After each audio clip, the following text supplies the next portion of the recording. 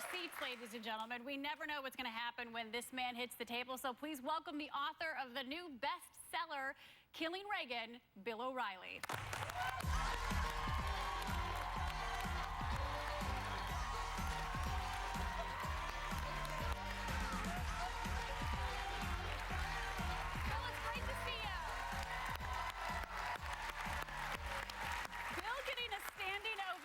From our studio audience. So well, they have very good taste. Well, there you go. I knew it was an intelligence audience as soon as I saw them. We love that you're so humble. First and foremost, I got to ask you, we were just discussing this highly controversial case out in Washington State. This football coach is being punished for having prayer on school grounds after the game. What are your thoughts on that? Well, it's an after-school activity. It's voluntary, and the coach wants to thank God that none of his players got a concussion or something. It's ridiculous. Let him do what he wants. The football players who want to participate can. The others can go to the locker room and do what they want. So it's, you know, our laws are designed to protect people from religion being imposed. You don't impose, okay? So, and that's good. I like those laws. No but harm, no a voluntary expression of faith in any form in America is allowed under our Constitution. Speaking of imposing, Trump and Jeb Bush are publicly feuding right now. Who? Trump and Jeb? Yeah, Trump and Jeb. Yes, exactly. Oh, Bill, please. Come on, Bill. Okay, so he said that if he was president, the World Trade Center came down during his reign. Yeah. What do you think well, about look, those comments? the World Trade Center was attacked because of faulty intelligence, and no president, sitting president, could have righted that, all right? So faulty intelligence, we didn't have assets in Afghanistan where al-Qaeda was being trained, and so they got ferocious, and they got this plot, and they carried it out. Where Trump does have a point is that he would be much tougher on illegal immigration than the sitting presidents previously were. So he says, look, if I were elected, I wouldn't let guys overstay their visas, which the killers did. They overstayed their visas. Those guys would have never been allowed in the country. Yeah, well, I mean, if you overstay a visa in America, nothing happens to you. And you would assume if Donald Trump were president, you'd get 5 years in jail, all right? So that might inhibit people from overstaying their visa. That's his point. Now, Jeb Bush is going to defend his brother because his brother isn't guilty for the 9/11 attack. And Trump said that, but in a roundabout way. And Bush was number one, a loyal brother, and number two, correct, is that no president at that point in history could have prevented that attack. Period. Now, I want to go on a different note. We have just been hearing about Joe Biden. He may not. Right. He might possibly jump in the race. Do you think it's too late? Do you think it would make a difference? Do you think he has a chance? Yes, he has a chance. It's not too late, and it would obviously make a difference in the race. Right now, Hillary Clinton is the nominee. Bernie Sanders has no chance at all. And I don't even know what the three other guys' names are, but I like O'Malley, Webb, tomorrow, by the way. Ladies, Martin O'Malley will be here. Go on. Martin O'Malley's going to be here? He's coming Okay, all right. Well, look, I'm not going to run these guys down, but they don't have any chance, including Bernie. But Bernie, I love him. He's very entertaining, all right? And you don't know this, but he was on my show a lot until he started to run for president. And then they said, you better not do O'Reilly anymore. And he hasn't. So, Bernie, I'm watching you now. All right. But Americans aren't going to vote for a socialist. And if you don't believe me, book a plane trip to Venezuela and check it out. All right. That's a socialist, democratic socialist country. You want to live in Venezuela? Check it out. I don't think Bernie's ever been there, but he should.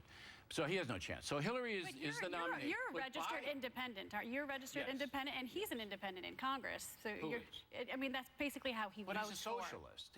He's not in a Democratic or Republican Party because they're both too conservative for him. So he's a socialist. So then, if Joe Biden did decide to jump into the race, that would really make it a little bit for Hillary Clinton. He could compete with Hillary Clinton, particularly because the FBI is still investigating Hillary Clinton. And if the FBI turns up evidence, the Justice Department has to indict her. If the Justice Department indicts her, she can't run for president. Bernie can say that America's sick of it. You brought up a point, though. The FBI is still investigating this. That's an active investigation. And Biden, he doesn't have to get in because everybody knows him. And you know, with all due respect to the vice president, he's President Obama. So if you like President Obama, you'd like Biden. There's no difference, all right? They are the same. And so he doesn't have to convince anybody. Biden is here. There were two people who liked the Biden philosophy. But if you like that philosophy, if you think President Obama has done a good job, you're going to love Biden because it's the same. And he can't back away from that. So, whereas Hillary Clinton can a little bit.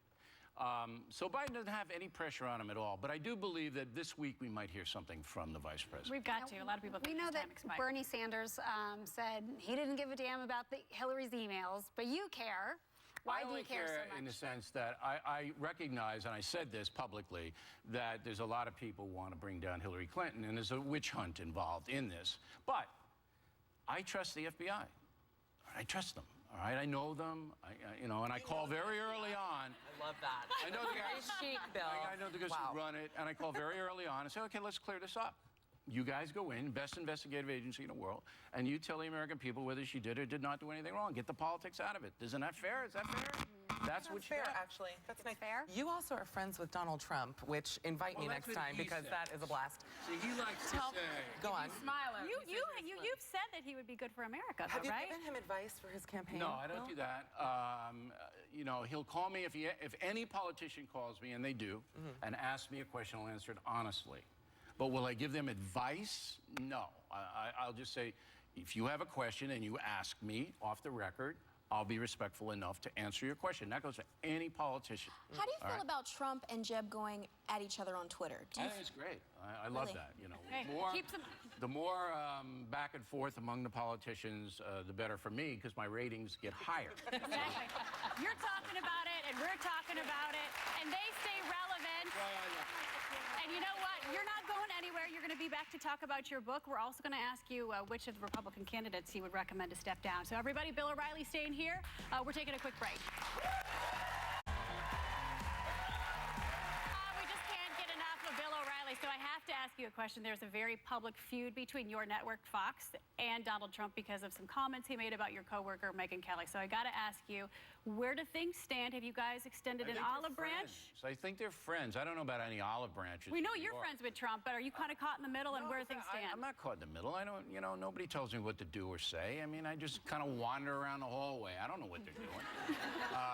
But I think it's okay. Trump was on my program last week, and I don't think there's any feuding going on.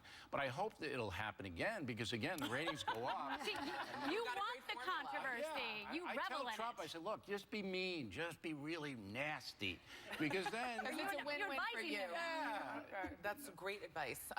Now, Bill, your new book is called Killing Reagan, and in it you describe how Ronald Reagan went from really a B-list actor to, president, and that he really shaped the modern Republican Party. Yeah, and I mean, if you look at the last Republican debate, I think Reagan's name was evoked 48 times by the Republican contenders.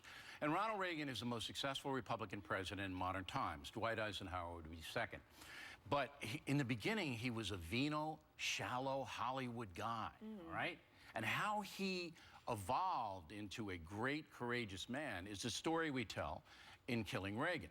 And a lot of people who love Ronald Reagan don't like the book because we have to tell the truth about Ronald Reagan. And in the beginning, it was a little dicey for him. I mean, he was doing some things out in Los Angeles as a movie star that weren't the best. They all were right? presidential, to say the least. But he once he met Nancy Reagan, who again there's good and bad about Nancy. She kind of shaped him, and then he became governor of California and president of the United States. And then he's president of the United States. Everything's going great, and he's almost dead. Hinckley shoots him, and he's that close to Just a death. couple And months you're- into That his presidency. And you were talking about how after he got assassinated, he was more incapacitated than the world actually thought. Right, he was close to death, so he was a near assassination. And then we'll all remember the people who were around at that time. 2 weeks later, he comes out in his jammies with Nancy, and he's waving, and he's looking like the Gipper. And everybody's going, oh, he's okay. But he really wasn't okay. Yeah. And we get into that deeply in the book. But what it took for him to overcome his physical and his Talk psychological about injuries. What specifically were those injuries, those physical Well, injuries? he almost died, and he's 70 years old. I mean, if you get shot and you're on the operating table and you're almost out, I mean, the doctor's hands were shaking. All right, that's how close he was to death. You're 70 years old, that stays with you. That just doesn't go away. We're talking long-term ramifications for him, too. Sure. And so he had to fight through it. He had to fight through it. And as we write in the book, he had some good days, he had some bad days. And this was kept entirely away from the American public. Just to keep them feeling safe. Yeah, because nobody wants, wants to know. the inside the White House, you guys, me too, we don't get what's really going on in there. That's personal stuff. But here, you had the leader of the free world engaged in this intense Cold War battle with the Soviet Union, couldn't show any weakness. He couldn't show any weakness, all right? And he didn't. This reminds me of But Fitz and behind the Scandal when he got scenes is shot. fascinating stuff. You know, Fascinating. you also have something on your list that you're trying to get past, which is Kate's Law. Can Yep. you just explain what Kate's Law is? Kate's Law is 32-year-old Kate Steinle, shot dead in San Francisco in June, I believe, by an illegal alien who had 7 felony convictions in the United States, had been deported 5 times and come back 6 times, okay?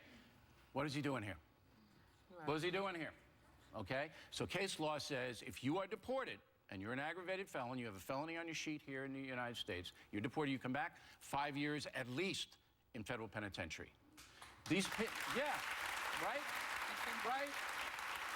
Is anybody against that? Any decent human being against that? Steinle family is backing it. These pinheads in Washington can't pass it.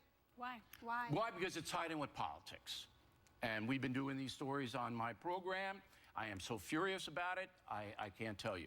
Just vote on the law out there. Don't tie it into other laws. Just vote on that. Okay. Big round of applause from our audience. They can't What put... can we do? The Just vote average American. tomorrow, there's a vote tomorrow. Kate's Law is attached to defunding sanctuary cities. The Democratic senators are going to filibuster. It won't even come up. You guys can continue to cover this, all right? I'll come back, all right? We'll get it done. If we don't get it done, I'm going to name names of everyone who stands in the way of this law. All right, everybody, keep an eye out for Kate's Law. You two at home. We want to thank Bill O'Reilly, and members of our audience are getting a copy of Bill O'Reilly's book, Killing Reagan. And since Audible is the world's leading source of audiobooks with over 180,000